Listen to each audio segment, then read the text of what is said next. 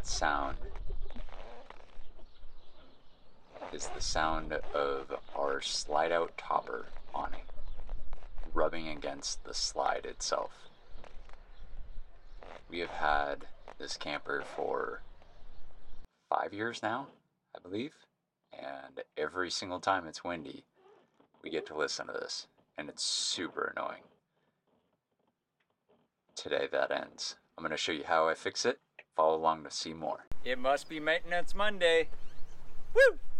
Let's get to work. If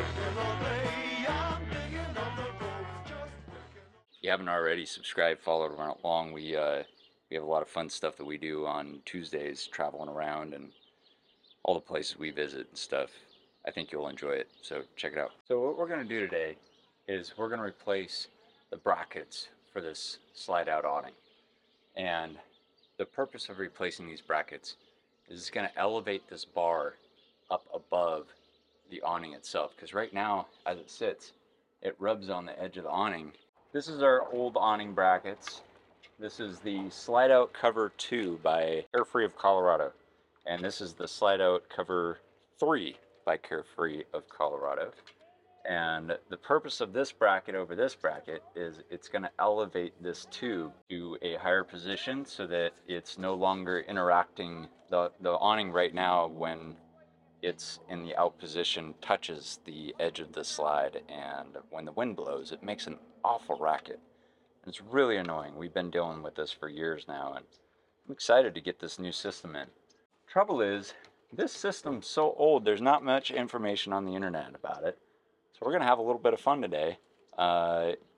Things are probably going to go flying. And we'll figure it out, and hopefully we get it back together in working order. So follow along and see how we figure it out. Normally you put a screwdriver in this hole and lock out the spring, but I've not been able to find the extra hole that it goes into. So when I undo this bracket, it's probably going to go crazy, and feel free to laugh. I'll be laughing too. I don't know what else to do about it. We're just gonna randomly start taking things apart. All right, well, the spring released. That's what that sound was. Oh, currently not done.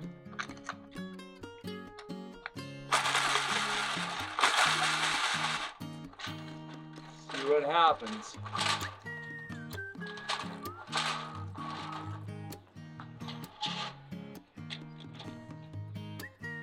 Halfway there.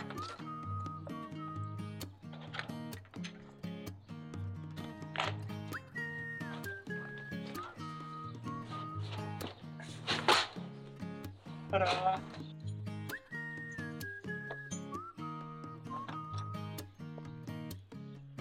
Get the awning off, and the spring definitely unraveled, so that's going to be interesting putting it back together. And now we get to figure out how to line up these new brackets without making Swiss cheese out of my camper. I always like to reuse my holes whenever I can, so that's what we're going to try to do. It kind of looks like I'm just going to have to fill those holes in, unfortunately. I might be able to reuse the bottom two, but I think that top one's got to go. I don't want to create a backward slope either, so I don't want the top of the awning on this end to be higher than the bracket that's holding the end of the awning in, because then it'll drain all the water towards the camper, and if there's a leak it'll find it. Well, today we're going to replace these brackets that were on here originally with the old ones. Basically what this is going to accomplish, we're going to raise up the awning about, this much. So that's going to be a significant difference. It's going to pull the vinyl off of the flange, and we will no longer have noise to deal with. What we're doing is a little bit different than the recommendation from Carefree of Colorado, who makes this awning. They wanted me to replace this entire roller and the vinyl, and I said no, this roller's fine and the vinyl's fine. I can reuse them. All I need is the brackets. But I got to replace the internals of this roller in order to make the brackets work. So they weren't aware of that. I did this on my own research and measuring, and I think it's gonna work. I'm not 100% sure, and we're gonna find out today. That's what we doing. So first step, we gotta pull the rivets, the old rivets out of here. So you just drill those out. It's pretty easy.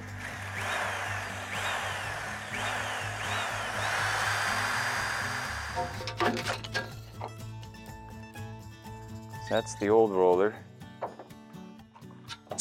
And these are the new ones. So close.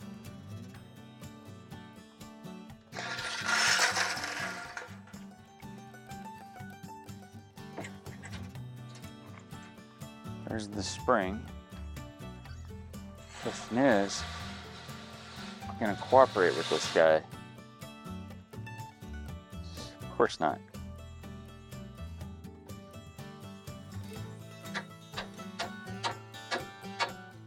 And we just got to get the spring to attach.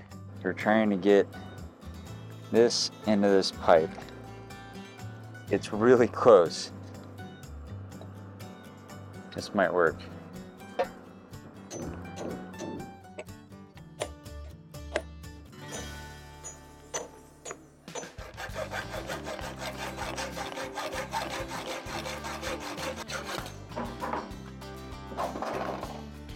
All right.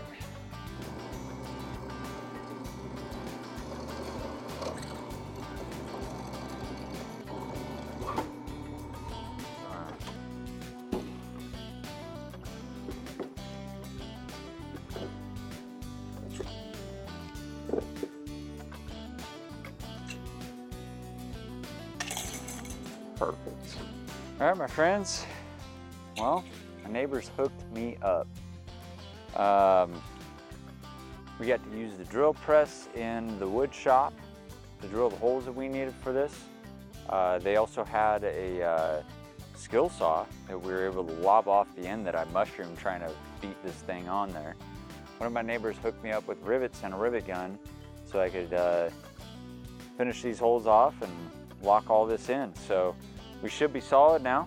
So this just goes right inside here, like so. You just gotta line up this hole here and pound her in there. So we need to put this flange right here, and we can't bolt to this flange because the backside of the bolts will run into the rubber right here. We don't want that to happen. So what I'm gonna do is I'm gonna bolt it to this portion, and then I've hired a welder. He's gonna come out and he's gonna weld this portion. Should maintain its rigidity. It should be plenty strong. This flange is pretty stout, and with the addition of these bolts, I think it'll be very strong. I need to lob this ear off, clear that piece of plastic there, and that's it. It should work out fine. I'm gonna put a piece of aluminum right here as a spacer, and I gotta cut a portion of that off as well. For now, we need to remove all this material.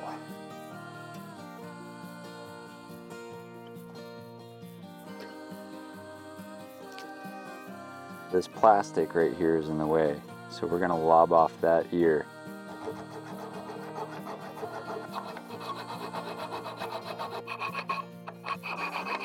And we're gonna go ahead and take this light off so that the metal doesn't melt it when we're welding, because things are gonna get hot.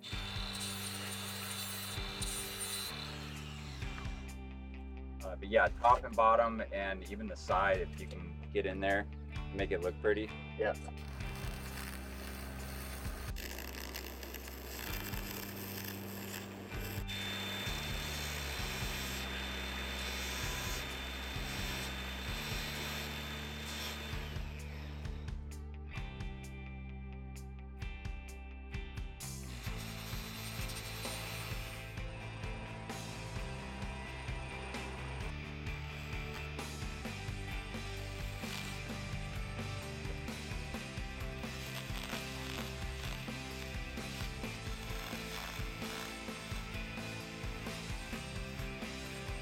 That is beautiful.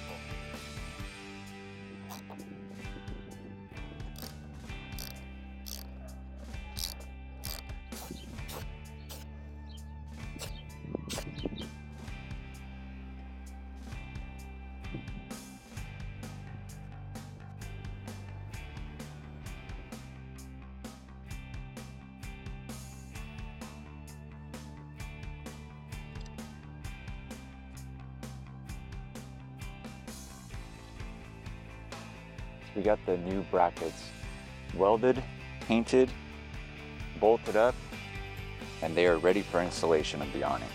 But first, we have to put everything back together that we removed in the process of installing these brackets.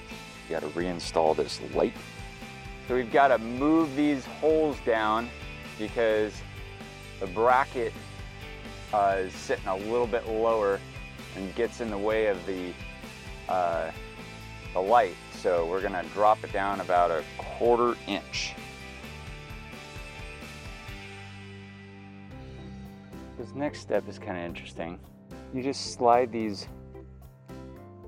mounts onto your existing mounts that you just installed, and they're gonna have room for play, and that's gonna help us get the right adjustment for this.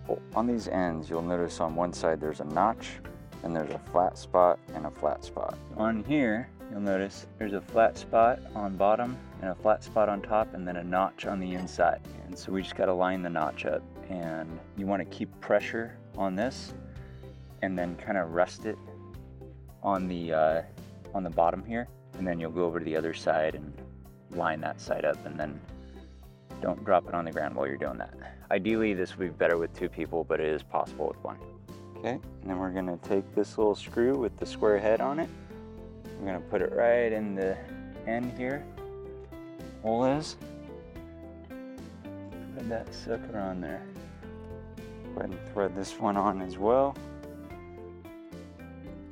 Make sure you sink these screws before you start tensioning your spring, because these screws are the only thing that holds the spring ends on the tube.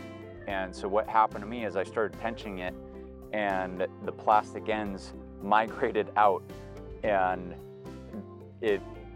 craziness ensued. It was really bad and could have hurt somebody. So don't do that. Do this instead. These are self-tappers. So then when you get on the other side, you want to put positive pressure going that way to make sure that you're putting as much inward tension on this rod as possible. I mean, don't go too far to where you're bending the brackets, but definitely don't want to have slack. So now, the only thing we got left to do is first, we're gonna tension this spring. So you wanna use like a small screwdriver, or Allen key works really good, or cotter pin works good. You stick it in this hole, and then you rotate this around until you find the spot where it locks in, and that will lock your spring tension. So you want to figure that out before you start tensioning your spring. As far as tensioning the spring goes, I heard somewhere there was a equation that you could use depending on the length of your awning to figure out how many times to turn it, but we like to wing it on DestinatioNow, so that's what we're going to do today. We're just going to fill it out, and hopefully it'll work in our favor. So you want to rotate it towards the inside, so that means the top's coming towards you. And you notice that sound of the spring flopping. When you tension this a certain amount of times, that sound's gonna go away. There you go. See, now the sound's gone. We don't want to listen to that, so we're gonna, at minimum, go past that. It's kind of like a garage door spring. They're pretty stout. Okay. Without letting go, you just go ahead and tension her up. And there you have it, my friends. Now, we gotta put the awning on. All right, so we're gonna slide the awning into the track here.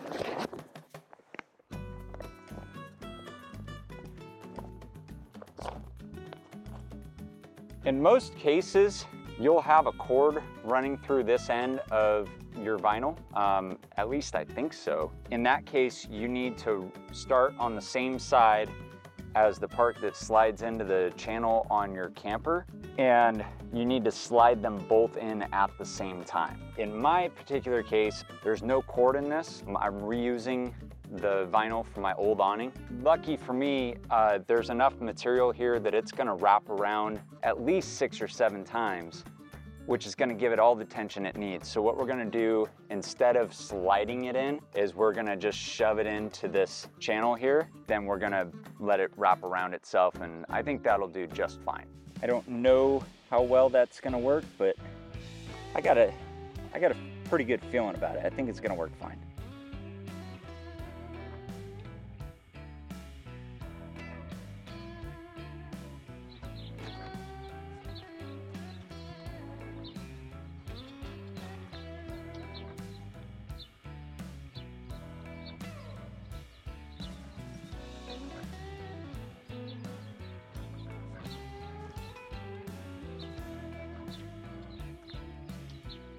This mechanism here is kind of funny, right? So the way that works is there's a device that gets bolted to the end of here, and when the slide closes, you adjust this screw so that this goes to the closed portion when the slide's closed. And then what that does is it blocks the awning from rolling past that point and, you know, causing this to flap while you're going down the road or something like that. So number one adjustment is to find the spot that works and to bolt this in. And the second thing you got to do is there's this little protective disc. You got to bolt that in so that this screw right here touches that disc and not the side of your camper. That way it doesn't wear a hole in the side of your camper while you're vibrating down the road. So with this guy, with the slide in and the locking mechanism here fully adjusted, you want to put the black part of this device right up against the locking mechanism on the top, that is, and drive your screws in.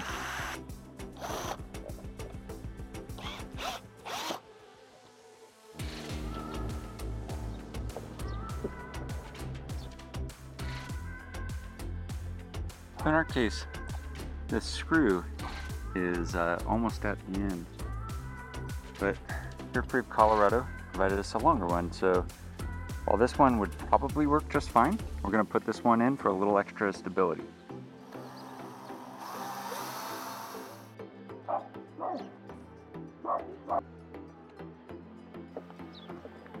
The whole point of this project was to elevate this vinyl off of this flange here, because every time the wind blowed, it would make this squeaking noise.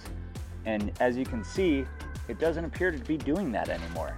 And we accomplished all this while still allowing enough slope for the rain to fall off the right direction and not go towards the camper. I think we have a successful venture here. I think it's working. I'm pretty stoked about it. Well, that's the end of the episode. I hope you enjoyed it, because I sure enjoyed making it. Remember, I'm not an expert in this field. I'm just doing stuff from my own experience. In reality, I really don't know what I'm talking about. So do your research, do your homework, make sure you're doing it right yourself. Hey, let me tell you about Travel Tuesdays. If you enjoyed this stuff, Tuesdays, every single week, we release a video of all the wonderful places that we go. So check them out. They're right here. Yeah, right there. Over there. Somewhere around here. That's the one.